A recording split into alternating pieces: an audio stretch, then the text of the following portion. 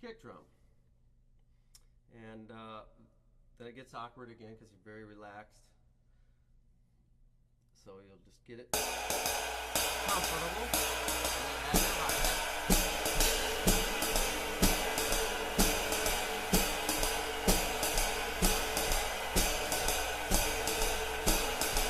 Okay. Make sure you have a balance in volume between all your different limbs. Make sure they're exactly locked in, because if they get a little bit off, your groove is gone. The space in the music is what makes groove happen. Then you're going to add kick drum. Usually in jazz, if the bass player's walking and it's slow, medium to, well, it's up to you. Most drummers feather the bass drum very, very lightly. 1, 2, 3, and 4. If the bass player is playing 4 quarter notes to the bar. But that has to be perfectly locked in also. Otherwise, it gets noisy.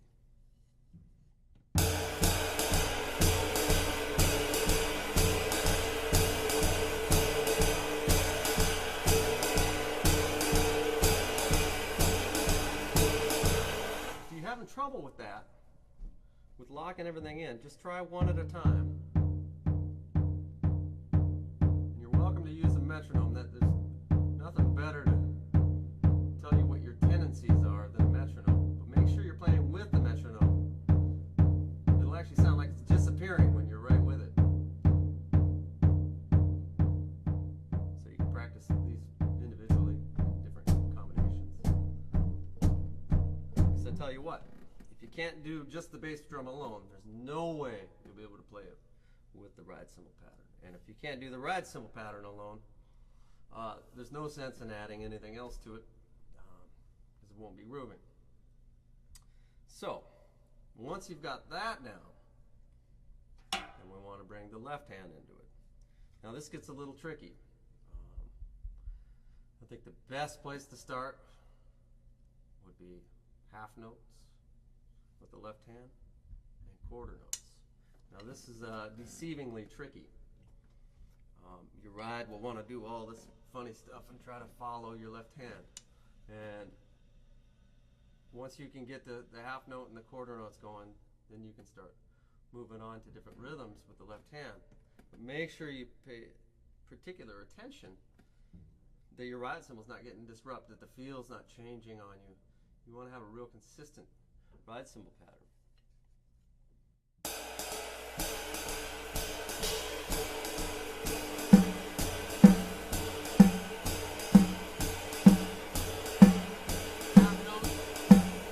Practice that, say practice half notes for maybe a half an hour at a time until it's really locking in good, till everything's locking in good.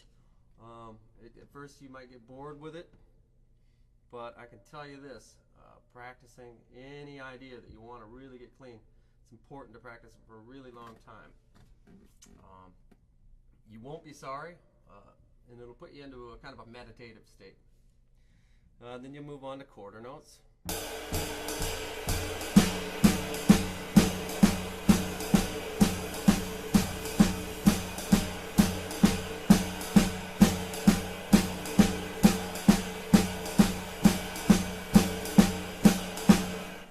Deceivingly tricky at first. Then you can take the quarter notes and put them on the off beats.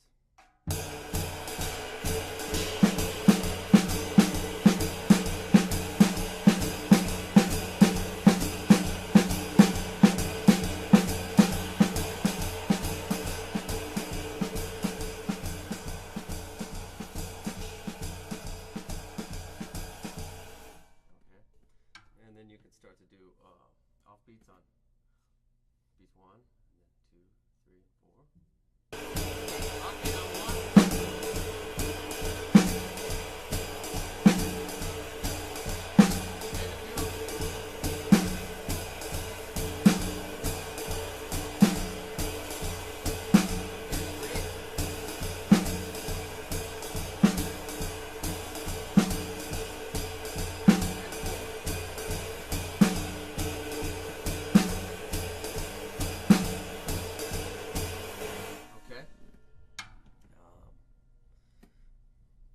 once you get that far along, you can get a book. There's a book called Syncopation. Where is it? Ted Reed, I believe it is. It's got this great little. You play the ride cymbal and then do the left hand, play these rhythms. So I'll just do the first one. And again, make sure that it's not disrupting your ride feel. You know, the tendency is to want to mirror each other.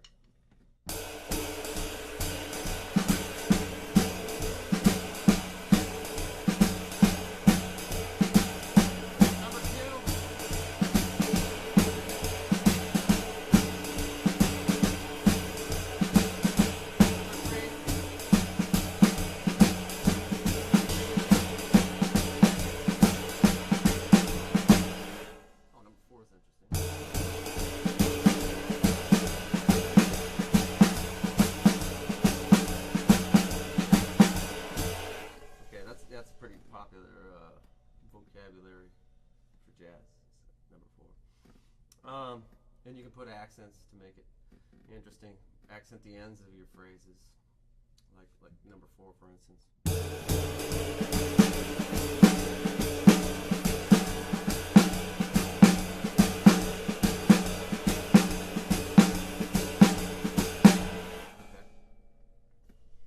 Okay, and then you'll also want to do the same thing up tempo. As you get faster in tempo, the beat is going to be closer to just 8 notes than it will if you do triplets.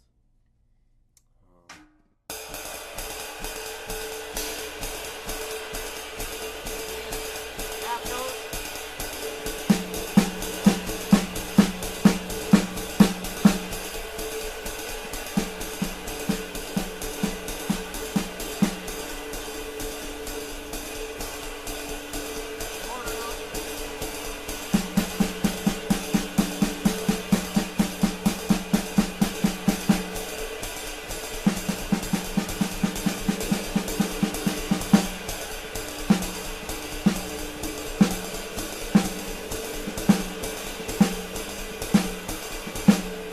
Tempo, you probably wouldn't want to, although some of the greats did early on.